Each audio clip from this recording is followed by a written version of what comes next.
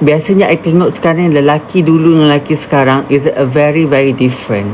Lelaki dulu macam mana sekalipun dia akan besarkan, dia akan jadi pemimpin, dia tak pernah rasa gagal. Tapi pemimpin sekarang, lelaki, diorang tak akan bagi, even walaupun diorang dah bercerai, diorang tak menjalankan sebagai seorang leader.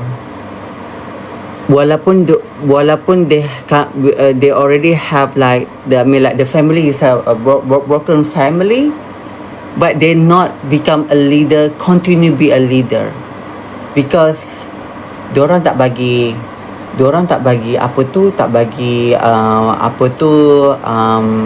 duit allowance untuk anak diorang. Diorang ingat bila dia buat anak tu, okey, aku habis kat situ dan aku tak ada tanggungjawab dah, aku bagi semua sebahagian ni semua pada ibu. Ibu ni adalah, kalau tengok sekarang, I tengok sekarang perkahwinan sekarang kan, lelaki yang juga wanita.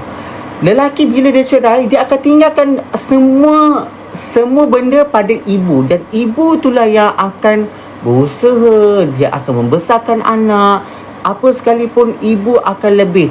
I rasa untuk zaman sekarang, kalau kita nak bagikan satu anugerah, kita kena bagi pada ibu, bukan pada ayah. Sebab ayah always leaking. Diorang habis dia cerai, dah habis lunas, diorang akan biarkan anak tu terbiar. Even nak bagi anak 400 sebulan tu pun diorang berkira. Semua ibu yang buat. Sebab lelaki sekarang, dia hanya nak kahwin.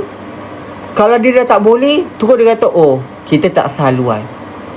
Perkahwinan dulu, lelaki-lelaki dulu, yang I perasan lah, zaman-zaman kita boleh tengok mak ayah kita, atuk-atuk kita, diorang macam mana sekalipun diorang tak akan bercerai. Diorang masih memegangkan klasik, masih memegangkan, orang kata apa tu, traditional, orang kata apa tu, tentang apa tu, menjadi seorang leader.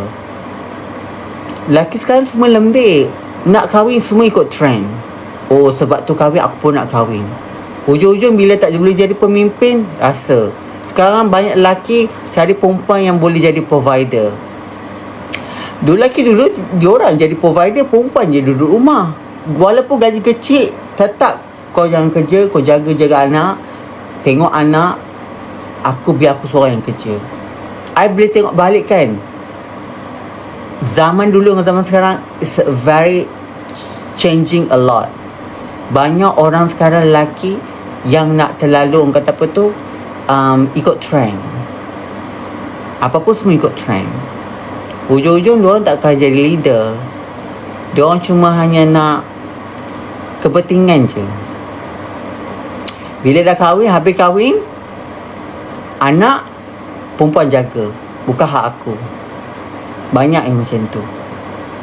Lembik.